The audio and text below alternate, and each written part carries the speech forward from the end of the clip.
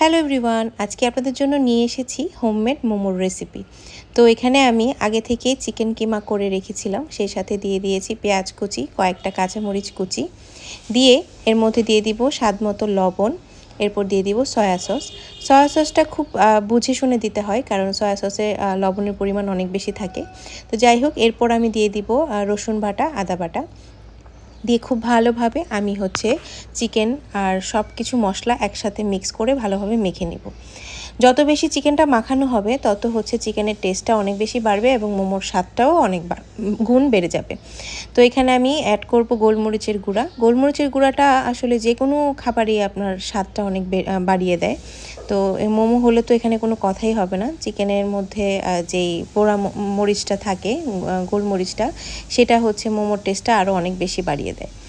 তো এখানে আমি হাফ অ্যান আওয়ারের জন্য চিকেনটা ম্যারিনেট করে রেখে দিয়েছি। এরপর দিয়ে দেব আমি একটা বলের মধ্যে ময়দাটা আমি পরিমাণ মতো নিয়ে নিব। যতটা মোমো বানাবো আমি ওই পরিমাণ ময়দা নিয়ে নিয়েছি। এরপর দিয়ে দিব এর মধ্যে সামান্য লবণ, দিয়ে দিব পরিমাণ মতো তেল। অনেকে তেলটা ইউজ করে না, কিন্তু আমার কাছে মনে হয় যে তেলটা দিলে ডোটা অনেক বেশি সফট হয়, যার কারণে আমি তেলটা দিয়ে ময়দার সাথে খুব ভালোভাবে মিক্স করে নিয়েছি। এরপর আমি এর মধ্যে একটু একটু করে পানি অ্যাড করব।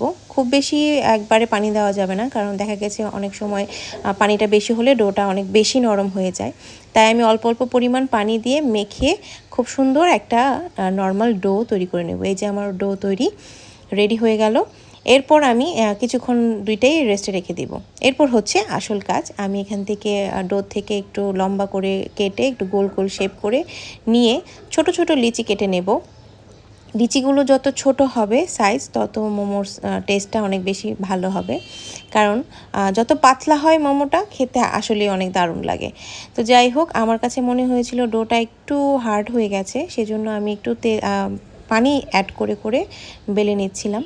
খুব পাতলা করে বেলতে হবে, তাহলে টেস্টটা অনেক ভালো থাকে। তো এখানে আমি টিস্যু পেপারের মতো করে পাতলা করে নিয়েছি। এরপর স্টাফিংয়ের পালা। আমি চিকেনের কিমাটা এর ভিতরে দিয়ে ফুলের মতো করে শেপ করে মোমোর শেপ দিয়ে দিব। এই যে আমার মোমোটা রেডি হয়ে গেছে। তো প্রথমটা খুব একটা দেখতে ভালো হয়নি, যদিও অনেক দিন যাবত বানানো হয় না। মানে আগে অনেক বেশি বানাতাম, কিন্তু রিসেন্ট একদমই বানানো হয় না। তো অনেকেই আমার কাছে জানতে চেয়েছিল যে আপু, আমি মোমোর রেসিপি দেখতে চাই। তো আমি আসলে সময়ের কারণে মোমো বানাতেও পারছি না। তো আজকে আপুদের জন্য এই মোমো রেসিপিটা। তো ব্যাস তৈরি হয়ে গেল আমার মোমো। এখন আমি স্টিম দিব। আমি পানিতে আগে গরম করে রেখেছিলাম।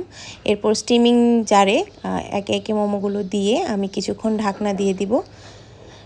10 মিনিট পর ঢাকনা খুলে দেখলেই তৈরি হয়ে যাবে আমার মজাদার হোমমেড মোমো। ধন্যবাদ।